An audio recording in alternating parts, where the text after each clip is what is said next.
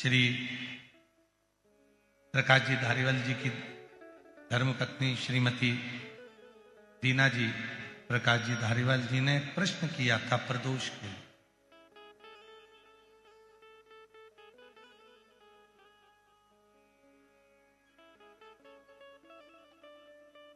प्रथम प्रदोष की उत्पत्ति कब और कैसे हुई? सबसे पहला प्रदोष का व्रत किसने धारण किया था? कहा जब देवता और असुरों ने मंथन किया और उस मंथन में जो हलाहल विष निकला और वो विष कोई लेना नहीं चाहता था। ऐसा दुनिया में कोई नहीं है जो बुराई लेगा। अच्छा किया तो मैंने किया, बुरा करा तो इसने किया। जितना किया अच्छा मैंने करा और बुरा करा तो इसने करा। दुनिया में बहुत कम लोग होंगे जो बुराई खुद ले लेंगे। जब मंथन हुआ विष निकला और वो विष हलाहल विष शिव जी के पास पहुंचा।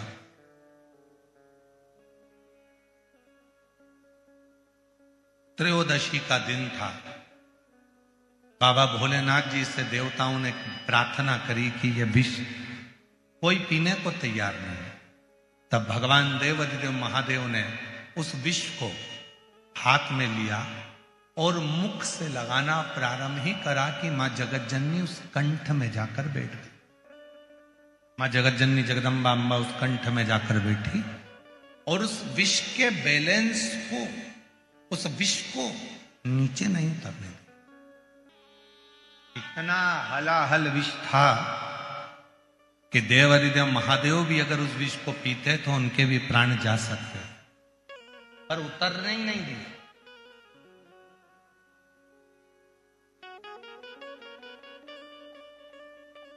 सारे दोषों को, उस विष के संपूर्ण दोषों को मां जगतजननी ने अपने हस्त कमल पर झेल लिया और पूरी रात्रि पूरा समय मां जगतजननी शिव के नाम का स्मरण करती रही।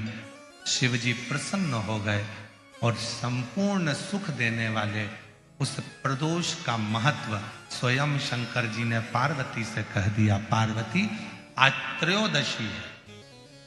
जिस दिन तूने प्रदोष काल में मेरे कंठ में इस विष को झेला है,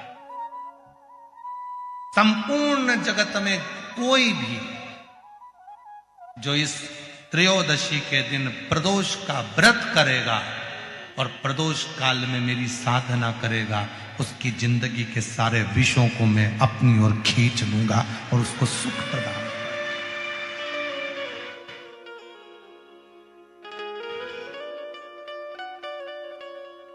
संपूर्ण जगत का विष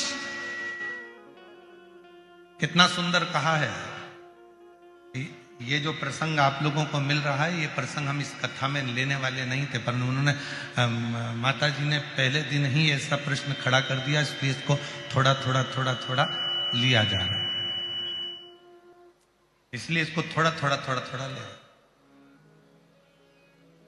कितना सुंदर वर्णन करा गया है शिव महापुराण में प्रदोष की महत्वता में। शिव महापुराण में प्रदोष की महत्वता कहते हुए स्वयं वेदव्यास जी वर्णन कर रहे हैं। तुमरुका जी चंचुला देवी से कहते हैं, चंचुला 15 दिन में प्रदोष आती है। हर 15 दिन में प्रदोष आती है।